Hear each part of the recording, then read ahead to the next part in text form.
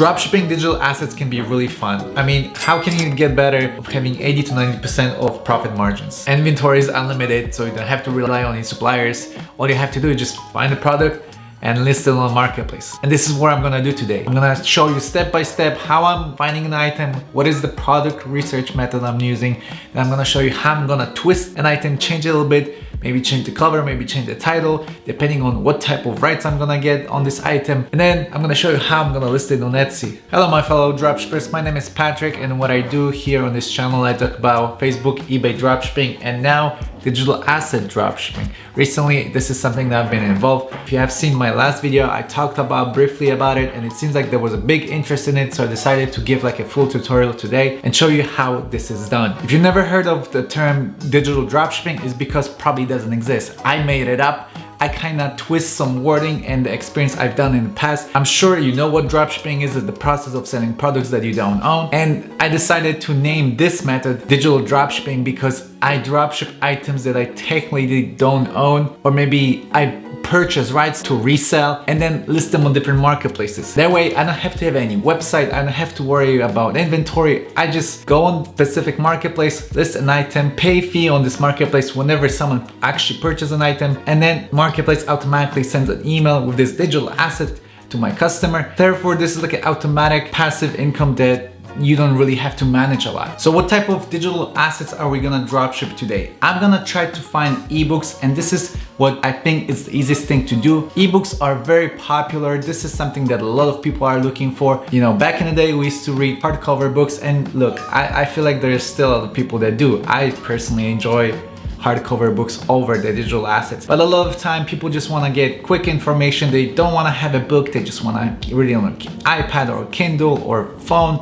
or even the computer. And the trend has been increasing over the years and years, and it's probably gonna be even more bigger in the future. So ebooks are great digital assets to dropship, and there are places where you can buy reselling rights to these ebooks. So these type of products that you can buy rights to resales are called PLR. And what the PLR stands for is private label rights, which basically means you buy an item that you can resell further along the way. Yes, that's legal and anyone can do it. And even though I'm not a specialist in this, and maybe you want to do a little bit more research about PLRs and legality of it, but from the research I've done, this is legal, you can do it. There are actually websites that sell PLR products, and I'm gonna actually go on one of them and look for an item that I can dropship. So there are three main types of PLR rights. The number one is PLR itself, which stands for private label rights. So if you purchase a product that has private label rights, you can do anything with it. You get the source material,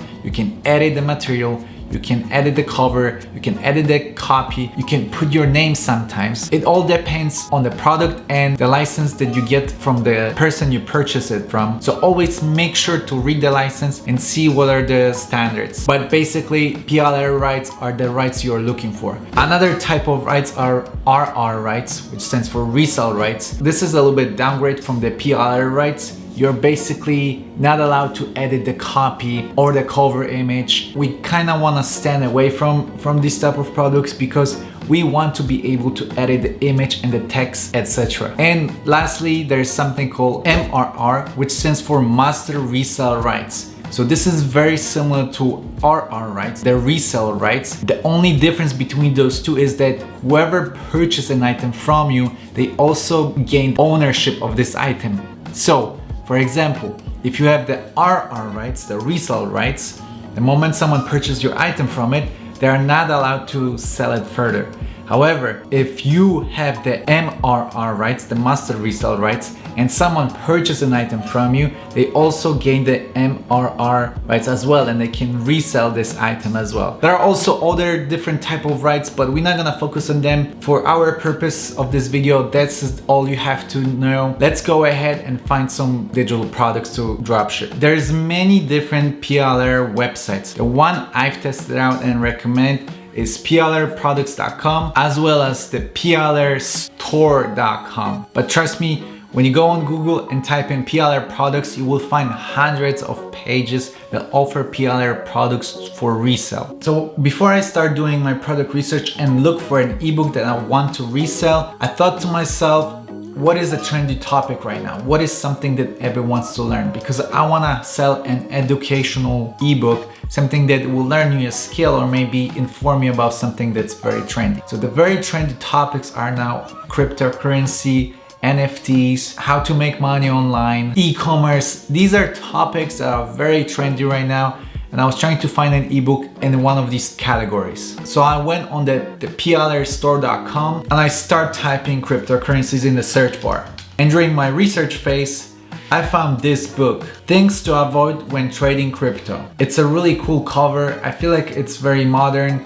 The title sounds very catchy and the price is not bad. It costs only $5.99. I can probably resell it for $3 to $4 piece, which means I'll have to sell it at least twice in order to make my money back, which I think it's fine. To actually get the confirmation if this will sell, I decided to copy the title of this book, went on Etsy where I'm gonna sell my items on, and tried to see if there are other people selling this book on Etsy. And I was able to find one person that just copied the title, copied the description, didn't really change much. And this person got 9 sales within the last 3 days. So this person listed this item on December 23rd and it's actually December 26th. Okay, since I got the confirmation that this book is selling, the next thing I did, I went to check what are the rights for this book. I want to know if I am able to modify it, if I can change the copy. If you look at the description, one of the main rules says that I can modify and change the main product, which is what I was looking for. That means that I can edit the cover or the copy of this product. So let's purchase the book. All you have to do is just click on add the cart,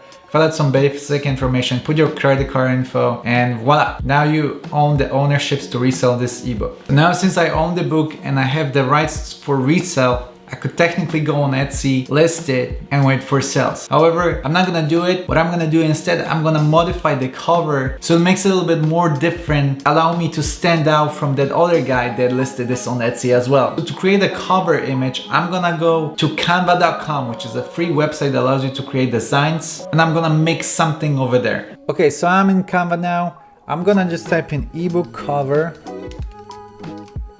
and use this template to create my ebook cover. I'm just gonna click create the blank ebook cover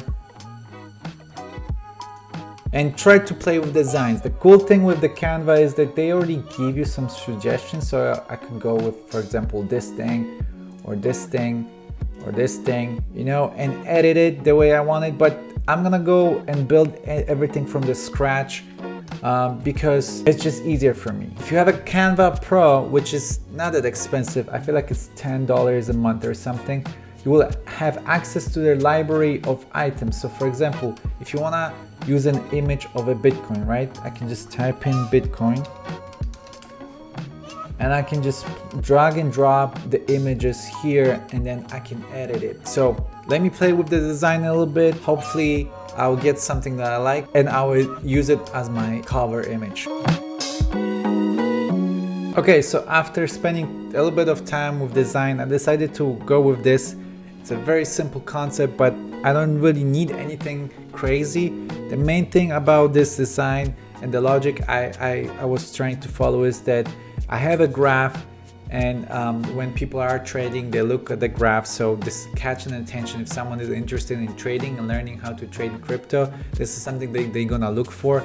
It's also very emotional because trading tends to be a very emotional thing. So seeing graph, it's like a blink in your head that triggers you, reveals a lot of emotions. So that's what I was aiming for. But design wise, I wasn't really looking for anything crazy. I just need something that will catch attention.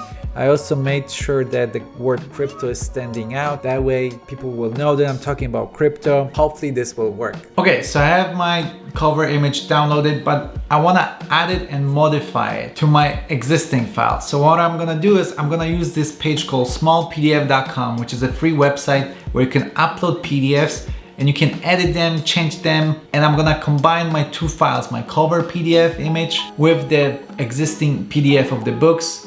And when I do that, I'm gonna also delete the existing cover. Let me show you how to do it. Okay, so now all I have to do is combine the cover image with the PDF of the book. So what I'm gonna do is I'm gonna drag and drop both files right here, and I'm gonna wait for them to upload.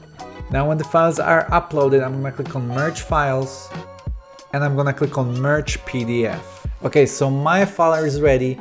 However, as you can see, there are two cover images right now. There's mine, the one I created, and there's the second one. So also the original one is a little bit bigger than the one I created, but that's fine, that doesn't really matter. However, I need to delete this one, but I am unable to delete it from this menu because I will have to have the pro version of this software. But there's a trick to go around it. I'm just gonna download this version they gave me, okay?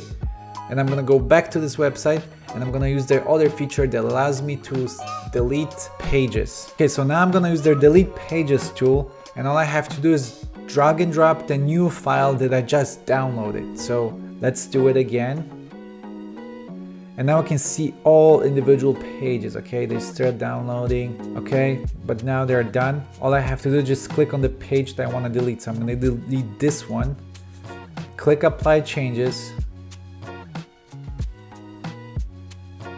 and now click download, and boom, I have my new book.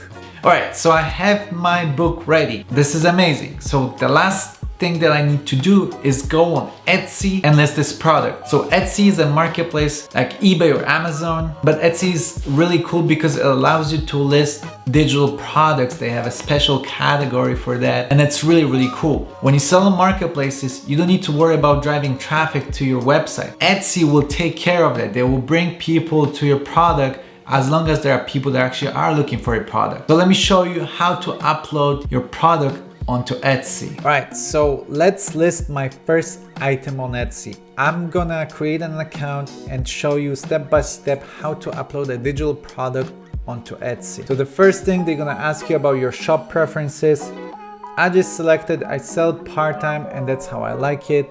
It doesn't really matter how you answer this step, do as you feel. Next, you have to pick a name for your store. So just type in whatever you think fits your idea of your store. Maybe you want to use this in the future as well.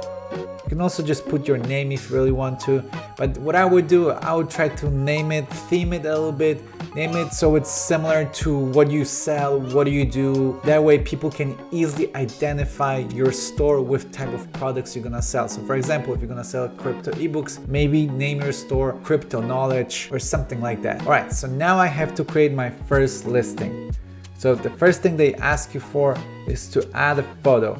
I'm just gonna upload the photo of my cover image that I created in Canva. Just make sure when you upload an image of your cover of the book that it's a PNG or JPEG. So if you download a PDF previously, it will not work. You will have to go back to Canva and download it as a PNG. So that's what I'm gonna do right now. All right, so my cover is uploaded. Now I have to fill out the rest of this listing. License of this product allow me to claim the ownership. I will say on Etsy that I created this listing, but make sure to read the license of the products you're trying to resell. Make sure that you have the rights to do it before you start doing it. Otherwise, you're gonna be in trouble. Don't try to resell products that you don't have rights to resell, okay? And don't claim ownership of it if your license doesn't allow you to do it. During the listing process, make sure to mark a digital file that buyers can download. Now the price, I'm just gonna list it for the same price that the other guy listed, $210. And the quantity, I'm gonna put 100 because why not? This is unlimited. I don't really care how many copies I'm gonna sell. The more the better. Now I have to upload the actual files of the ebook, so let me do it really quickly. Okay, the next step, I need to pick how I want to get paid and if I want to register as an LLC or individual. Next, they will ask you for the credit card information as well. They actually will charge you 20 cents per renewal. The renewal fee is 20 cents. When an item sells, they charge you 5% fee. As well, there's a payment processing fee of 3% plus 25 cents. All of these fees are added together at the end of the sale and subtracted from your profit. However, if you don't make a sale, you'll have to pay those 20 cents, and this is why they're asking for the credit card information. Lastly, they will ask you two-step authentication process. So I'm just gonna put my phone number, that way I'll get an SMS with the security code. That's it. So your product is ready. Congratulations. I hope you find this really valuable. I hope you're really interested into digital products. If you are, let me know in the comments because I will be happy to make more videos about it. Don't forget to join our Facebook group. There's a private Discord with weekly meetings on a voice channel that you can join us, discuss this way of making money online, as well as other dropshipping platforms such as Facebook and eBay. This is also where I shine. I have experience on dropshipping on eBay and Marketplace. I've been doing it for a while. But other than that, I will see you in the next video. Take care.